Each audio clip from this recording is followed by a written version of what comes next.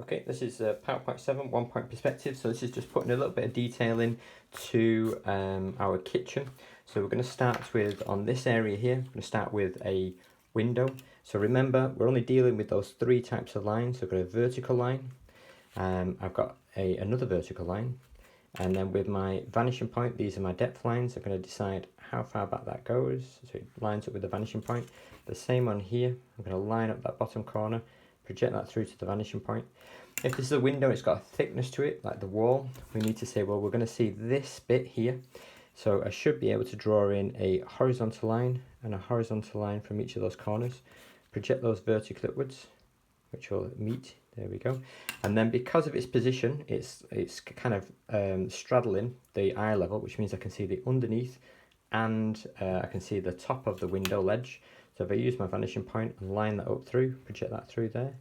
And the same with here, I'm going to line up my vanishing point with that bottom corner, project that through there. So I can now see the window. If I wanted to draw let's say some skylights on the top over here, I'm going to draw at the top here, the size of the skylights at the top. And then if I project them through to the vanishing point, so if I line them up with the vanishing point, something like this, the same with that, project that through to the vanishing point, project that one through to the vanishing point. Decide how long they are, so with a horizontal line, keeping it parallel with my wall, that determines how long the skylights. You could leave them like that, but if you want to show that they go into the room, a bit like the window, we should be able to see this corner or this edge of the skylight. So I'm going to go vertically upwards. I'm going to then project that across and across to the other side. There's a corner here I can use with a vertical line. Now, depending on the position of them, I should see this wall here, and I can see this wall of the skylight, but I won't be able to see this side of the skylight or this side of the skylight because of its position in relation to the eye level. So if I use my vanishing point and get that corner, project that through, and the same with this one, if I line it up with that corner and project that bit through on the side. So we've now got a window and then two skylights on the side. If you want to put some flooring in, you could metrically measure it. So you might decide along the bottom here, you might say let's say draw a line every 2 centimeters.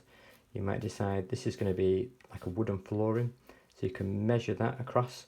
And then again, you're going to line that up with your vanishing point, project that through up to the carcass or the fitted kitchen. So they could go, these are pretty wide floorboards, so they go all the way through, there we go, to the vanishing point, like that. And if you want to stagger them to suggest that the length of the woods stops, so you might say, well, one stops here with a horizontal line, the next one stops here, and then you might have one here, and you might have one here.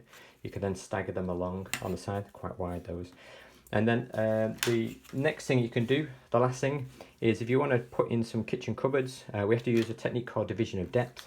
So to do that, it's quite complicated to begin with, but if you watch carefully, if we decide upon, let's say, the first drawer, also the first cupboard, if you then mark the halfway point, if you then project a faint line through to your vanishing point across here, then what we need to do is from this corner here, we're going to draw a diagonal line down. So this is nothing to do with the diagonal line going to the vanishing point. It just cuts through those intersecting points. So it goes through here, but it then marks the position of the next drawer here. So we then use the next vertical line with our ruler, position it through that intersecting point, project it across, and then it should give us a vertical line. So it means that each of our cupboards are divided up in perspective as they go back. Okay.